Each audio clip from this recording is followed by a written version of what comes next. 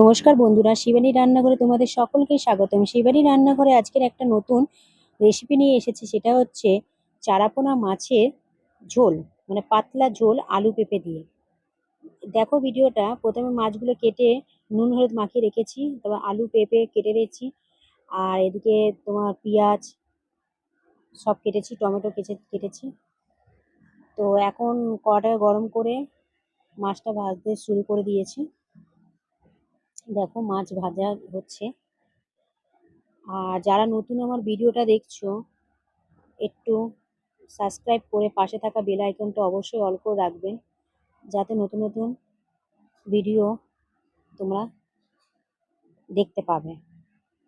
তো তার জন্য একটু নোটিফিকেশন অল করে রাখবে। আর যদি ভিডিওটা ভালো লাগে, লাইক কমেন্ট শেয়ার করে সবাইকে দেখার সুযোগ করে দেবেন। দেখো মাছটা ভাজছি। মাছগুলো ভালো করে ভাজতে হবে। ভালো করে ভাজা হয়ে গেছে দেখো মাছগুলো। এরপর এর মধ্যে পাঁচফোড়ন দিব। রান্নাটা পাঁচফোড়ন দিয়েই হবে, কারণ পাঁচফোড়নে একটা আলাদাই গন্ধ থাকে, স্বাদ থাকে। এর মধ্যে আদা কুচনি দিলাম। তারপর এবারে দেবো পেঁয়াজগুলো, পেঁয়াজ লঙ্কা যেগুলো কেটে রেখে দিয়েছিলাম, সেই পেঁয়াজ কুচুনি এগুলো দিয়ে দিলাম। ভালো করে ভাজবো পেঁয়াজটাকে। আর পেঁয়াজটাকে একটু ভেঙে ভেঙে দিচ্ছি, কারণ পেঁয়াজটা না ভাঙলে গোটা গোটা থাকবে। তো পেঁয়াজটা ভালো করে ভাজতে দিতে হবে। তার মধ্যে একটু টমেটো দিয়ে দেবো। টমেটোগুলো একটু তেলের মধ্যে ভেজে নেব, কারণ টমেটো থেকে কাঁচা গন্ধটা যাতে চলে যাবে।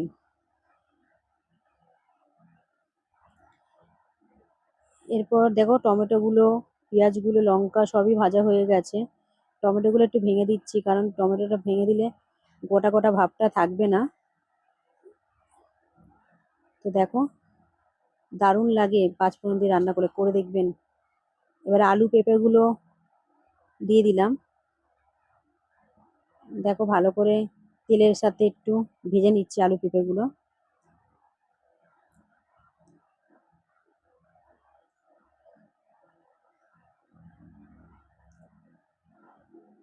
এরপর এর মধ্যে নুন আর চিনি দিয়ে দিয়েছি। নুন আর হলুদ আর জিরের গুঁড়ো এগুলো দিচ্ছি। দিয়ে ভালো করে মশলাগুলো আলু পেঁপের মধ্যে মাখাবো।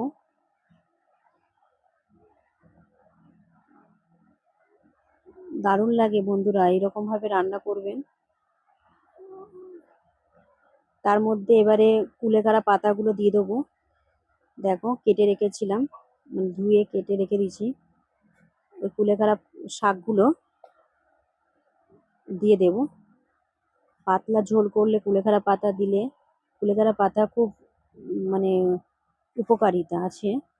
কুলেখাড়া পাতা খেলে যাদের রক্ত কম আছে, তারা কুলেখাড়া পাতার রস খেলে তাদের রক্তটা বৃদ্ধি হয়। আর দেখো কুলেখাড়া পাতা আমি তো তরকারির মধ্যেই দিয়ে করি। অনেকে তরকারিতে দেয়, অনেকে শুধু মানে গরম করে খায় জলটা নিয়ে। আর দেখো ভালো করে তরকারি মানে সবজিগুলোর সাথে মিক্সড করে দিলাম। এরপর আমি ঢাকা দিয়ে দেবো। আর গ্যাসটা পুরোটা সিমই আছে হবে, একদম কম আছে আমি রান্না করি। আর বন্ধুরা, কম আছে রান্না করলে কি বলুন তো, স্বাদটাও ভালো হয়। দেখো অনেকটা তরকারিটা মজে গেছে। আমি ঢাকা দিয়ে দিয়ে রান্না করি, ভালো করে কষে নিচ্ছি জিনিসটা। আবার ঢাকা দিয়ে দেবো, কষে কষে আবার ঢাকা দিয়ে দেবো। আমি রান্নাটা বেশিরভাগ কষে কষেই রান্না হবে, জল এখন দেবো না। কিছুক্ষণ বাদে আবার ঢাকনাটা খুললাম। দেখো দারুণ লাগছে।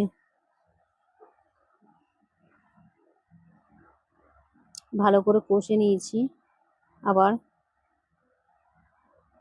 একটু এবারে জল দিয়ে দেবো। দেখো বন্ধুরা, যতটা পরিমাণ ঝোল খাবে ততটা পরিমাণ জল দেবে, কারণ আমার অলরেডি আলু আর পেঁপেটা সেদ্ধ হয়ে গেছে, কারণ কষে কষে সিমি আছে ঢাকনা দিয়ে রান্না করেছি। আলু আর পেঁপে অর্ধেকটাই সেদ্ধ হয়ে গেছে, তো জলটা অল্প দিলাম, পরিমাণ মতো দিলাম। এর মধ্যে মাছগুলো দিয়ে দেবো, ভেজে রাখা মাছগুলো দিয়ে দিলাম।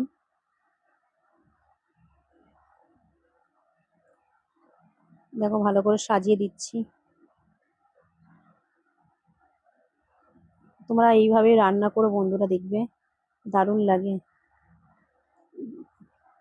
অত তেল মশলা লাগে না, কম তেল মশলায় রান্না হয়ে যায়। তারপর এবার ঢাকা দিয়ে দেবো। এবার কিছুক্ষণ বাদে ঢাকনাটা খুললাম। দেখো বন্ধুরা, ফুটছে তরকারিটা, মাছের ঝোলটা।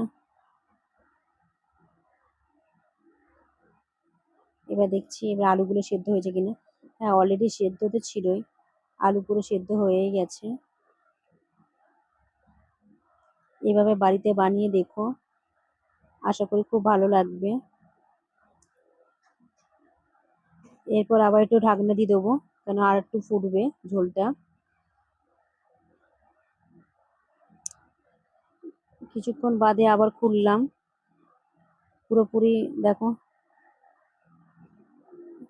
ভালোই ফুটে গেছে। দেখো বন্ধুরা, কালারটাও চলে এসেছে ঝোলে।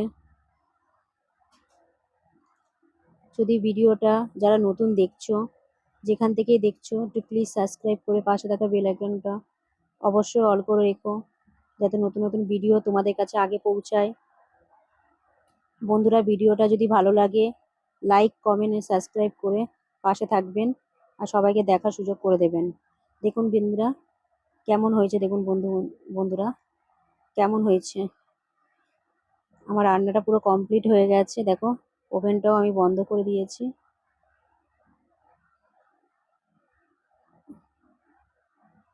দেখো গ্যাসটা অফ আছে।